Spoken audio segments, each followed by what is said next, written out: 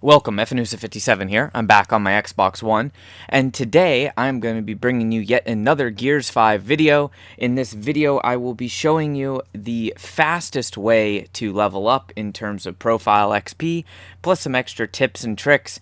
I will, in fact, be giving you the top 3 methods for earning profile XP. The first and the best method giving you about 3,000 XP every 2 minutes.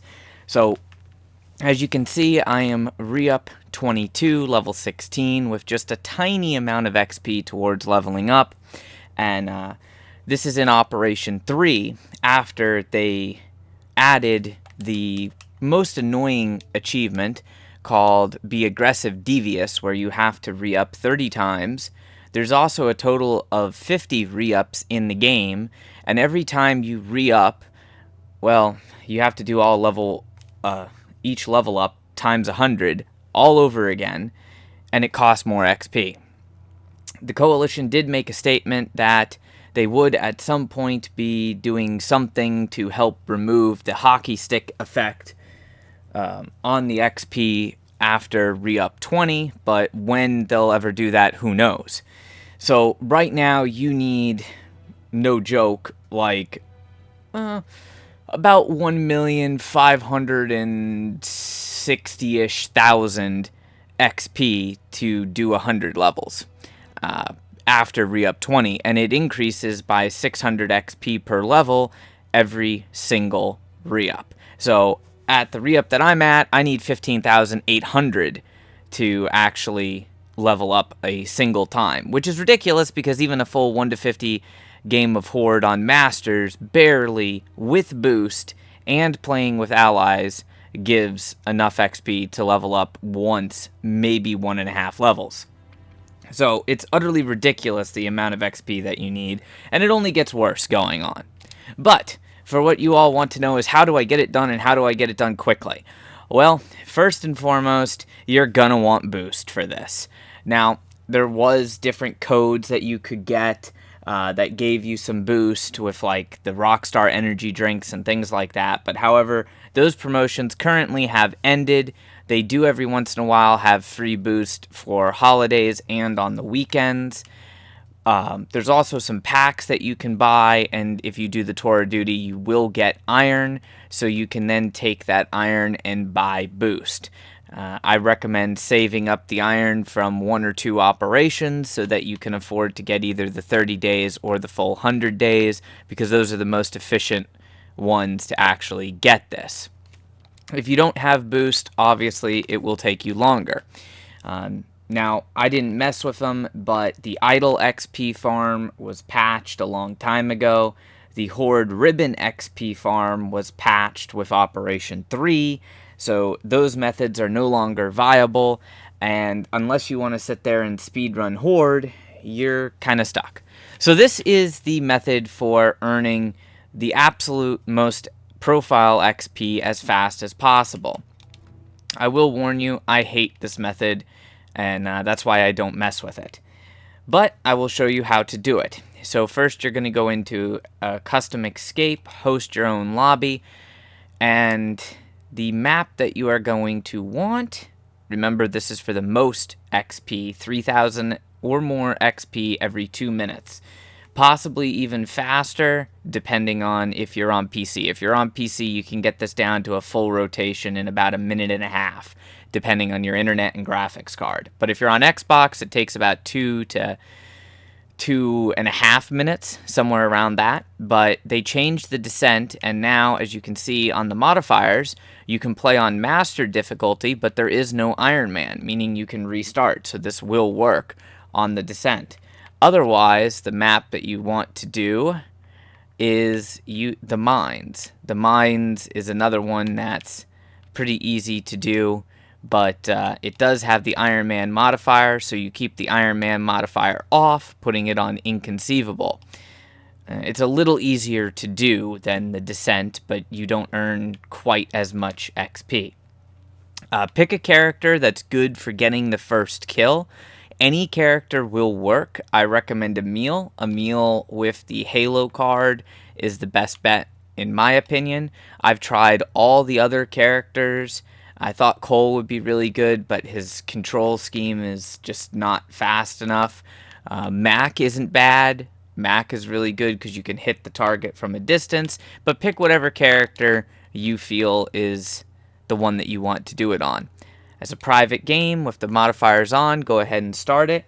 Unfortunately, you do have that 9-second countdown and the snatcher animation, as well as the animation of coming out of the pod. Those are all unskippable. You can't do anything about them regardless of what platform you play on.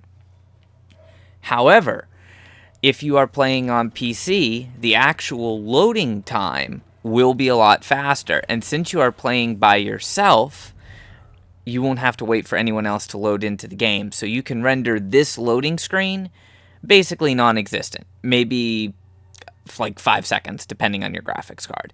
So if you're going to do this for a long period of time, my hat is off to you, because this is like the most boring thing in existence, and I don't recommend it. But I was asked about the fastest ways to level up in Gears 5 after Operation 3, so I'm making the video. Now, regardless of how fast your load time is, you go through and you still have the unskippable cinematic. But then what you're going to want to do is you're going to want to get the first kill. For some reason, I cannot explain it, I don't know how it works, but getting the first kill in Escape, any Escape, regardless of difficulty, awards more XP.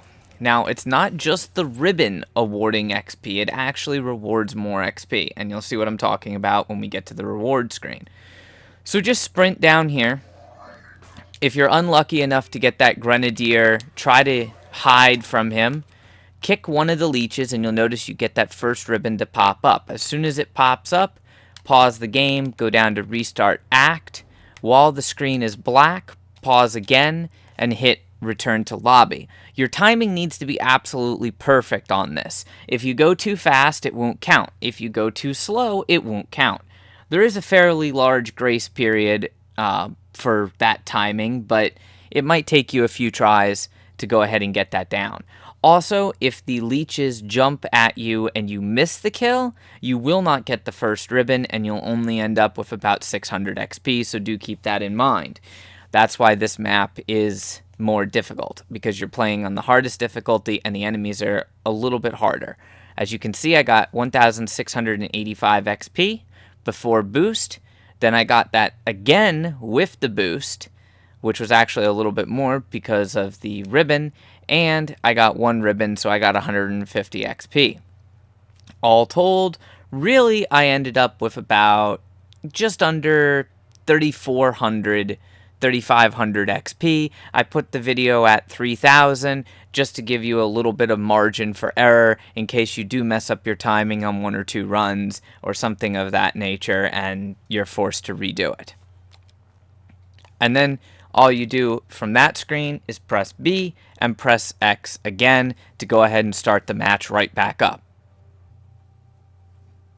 Alright, so you've seen in one run, and it did take me longer because I was explaining everything. I wasn't going through it as quickly as I possibly could, but I got almost 3,500 XP. It's literally the best right now.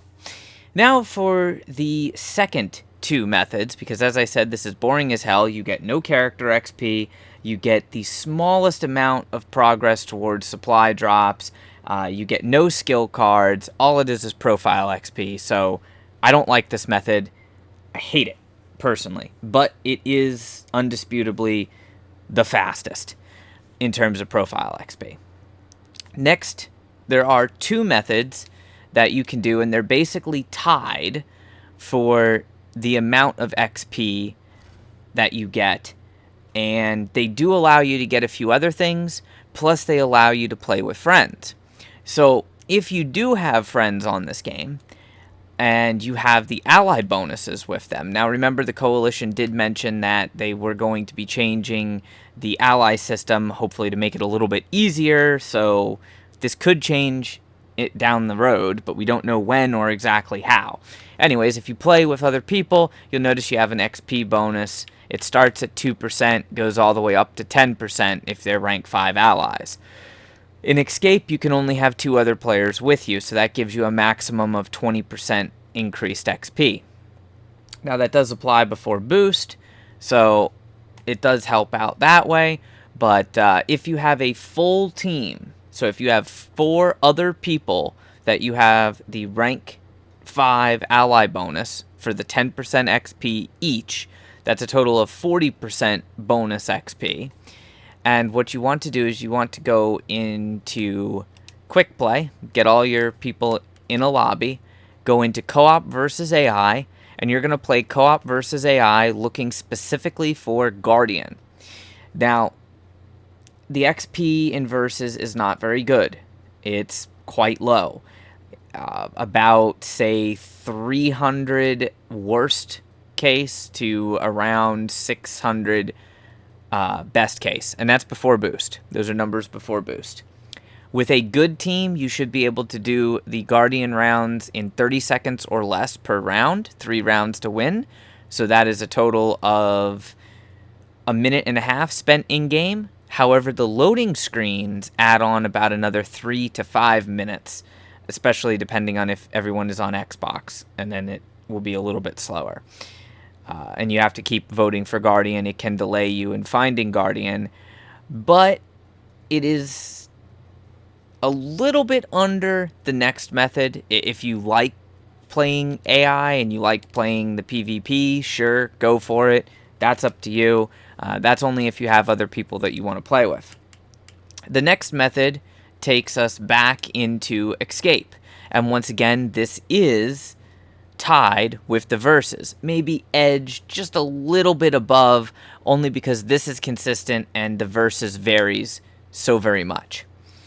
And that is going to be to do one of our old favorite maps, which also happens to be the best, undisputably the absolute best farm for any Escape character's skill cards or any Escape character's actual character XP, at the same time providing you a decent amount of profile XP, but nowhere near as fast as the first method that I showed you. So for this, you are going to need to put on a specific set of modifiers, and there's a couple different options. The first option, depending on your character's level and team, is going to be to play on Elite. So that's going to be using the modifiers for more filler enemies, more health, more drones, more pouncers, leaving off more lethal, more scions, and Iron Man. The next option, once you're comfortable with it, is to play on Insane by turning on Iron Man. The final option is to play on Inconceivable by turning on more lethal. However, you will need a good team and fairly high level characters to consistently escape when you are playing on Inconceivable. If you have the proper level character with the proper cards, you can relatively easily solo it on Insane. However, absolutely under no circumstances do you ever turn on more Scions. Turning on more Scions makes it impossible to speedrun this map. I did mention you can do this solo. The best character to do this solo on is Cole, because he is tankier than pretty much any other character in the game. You will need to change a couple of his skill cards around. I was doing another map, and it's up to you. There's 2 different ways that you can do this. You can do this with the cards Perk Up, Damage Dash, Soothing Warmth, and Torch Tackle, and then using the 5th card as All the Glory, which is when you kill a burning enemy, they explode. However, that card does do friendly fire damage, so if you are running with a team, I recommend you do not use that card. And in its place, you run Thrash Ball Pro, where you take 60% less damage from melee attacks. This is also the setup I would recommend if you're running solo, because it makes you the tankiest. Then, once you have your friends in the game, or if you're doing it solo, go ahead and start the game. Now, you don't have to have Cole when you're playing with a team. If you have an Emil works good, Mac works good, Clayton and Lizzie work good, But the absolute easiest way to ensure a completion with the least amount of frustration is to have Cole in the lobby. A good Cole with the proper cards, because he's insanely tanky for running this as a speed run. It's almost as if the dev team built Cole specifically for this speed run. I doubt that, because they've actually nerfed this map 3 times in a effort to prevent players from speedrunning, which in my opinion they should have left it completely well enough alone and actually fixed other important issues in the game. But, well, I don't work for the Coalition, so I don't know what their thought process on that was. In any case, this will be a bit slower. If you're playing on PC, your load times will be faster.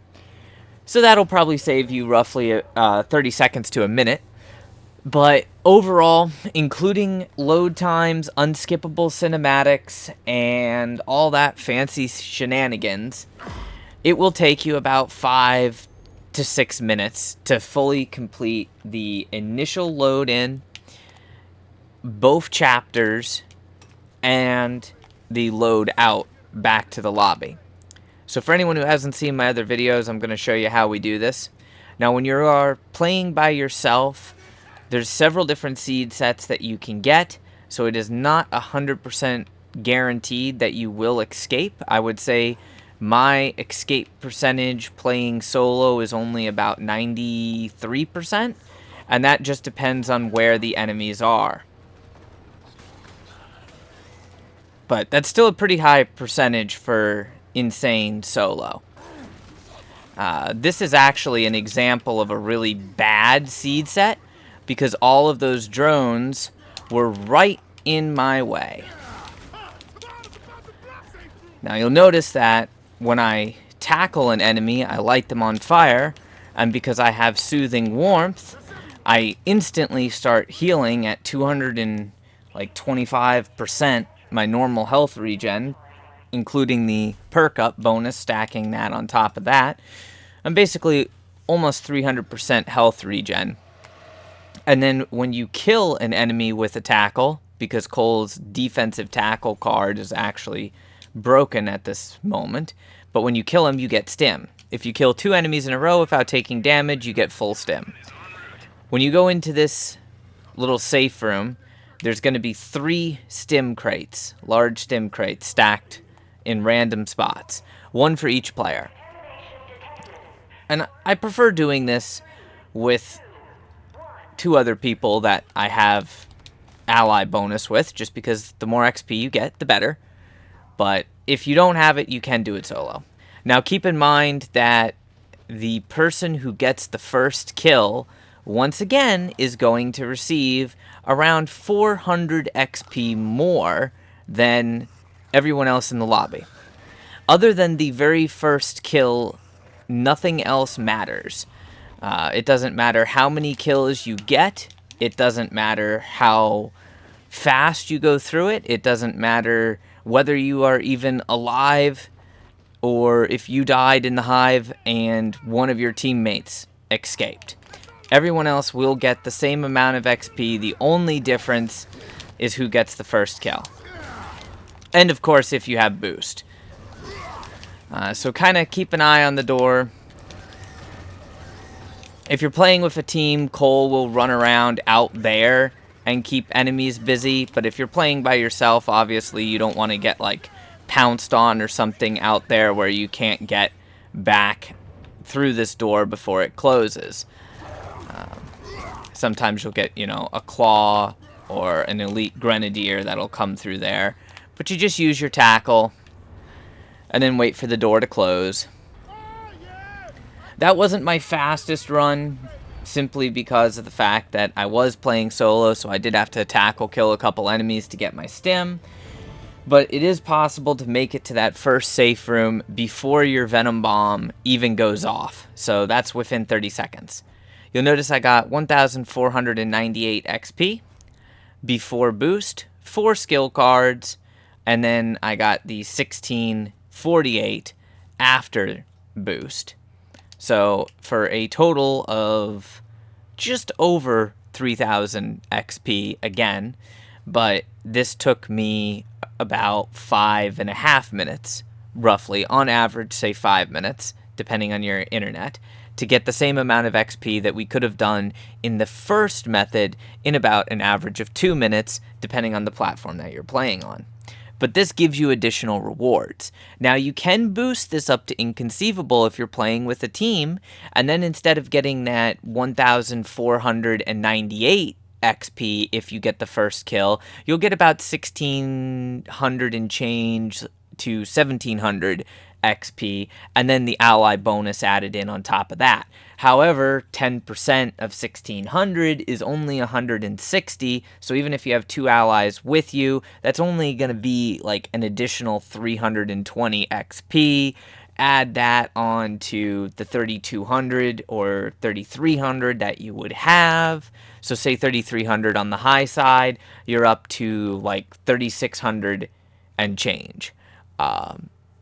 Even though you are getting technically more XP because it takes double the amount of time, that's why this method is the number 2 method. But you also get the skill cards, you get more progress on supply drops, you get character XP if your character needs XP, and you can just start stockpiling all of that.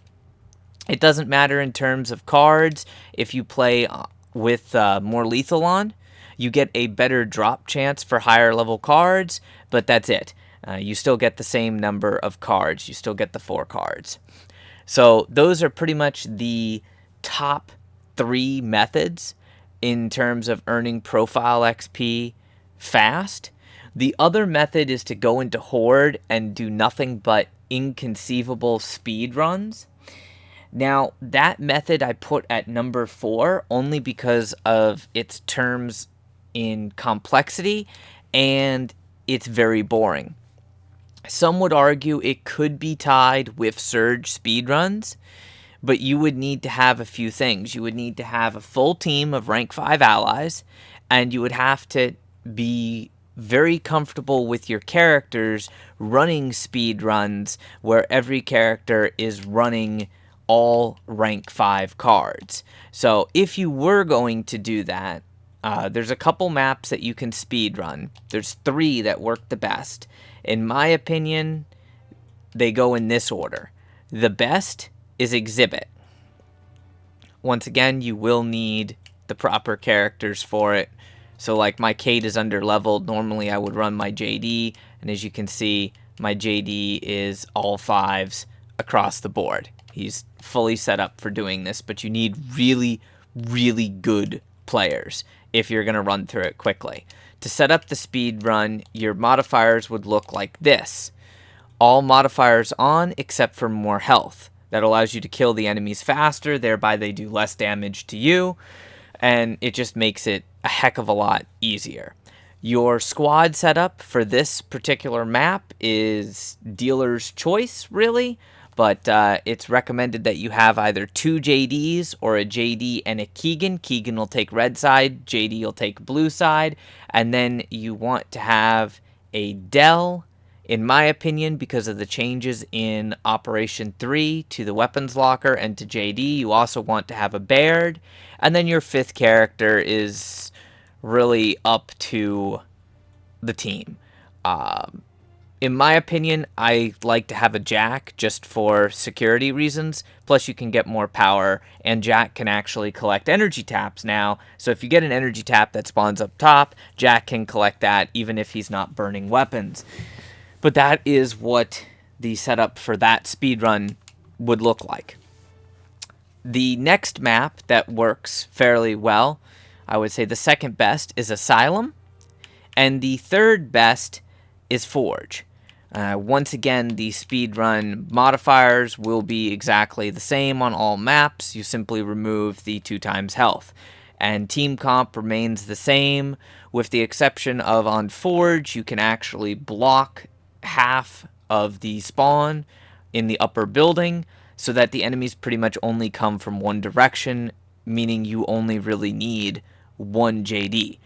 You could also, on this map, run a Kate and have Kate sit down next to the wall with the power pickup distance to get even more power faster, since Kate can pick up the power while in cover if it's close to her, that is, as double stacks. Plus she has the invisibility. But that's up to you. The problem is you got to have friends that have leveled characters and the correct cards. You got to have friends that you've played a lot with, and you have to be willing to play a heck of a lot of Horde.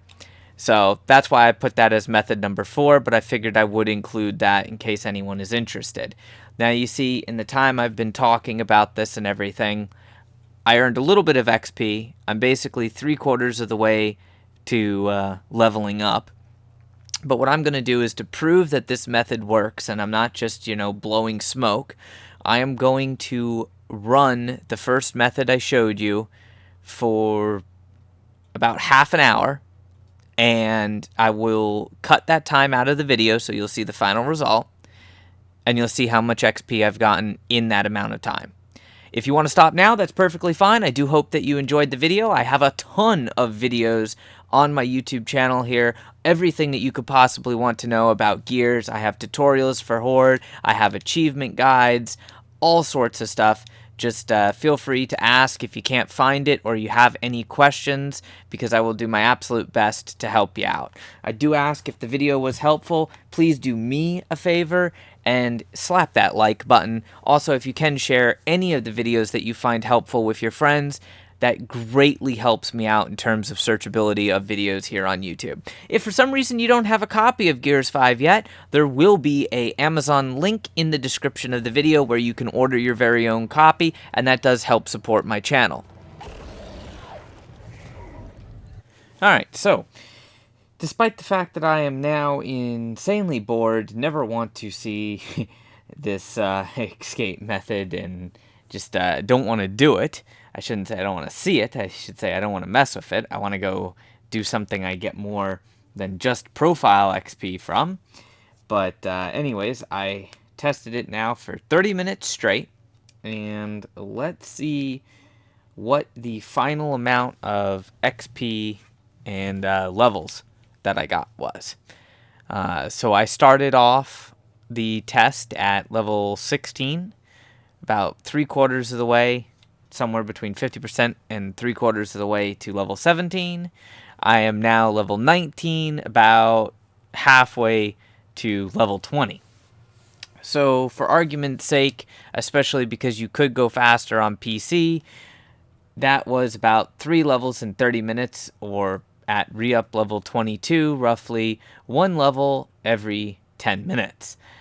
Still a crazy amount of XP and a ridiculous amount of work and boredom that you have to do, but hands down the fastest method currently in the game. I hope you enjoyed, and I hope the video helps. Until next time, stay frosty.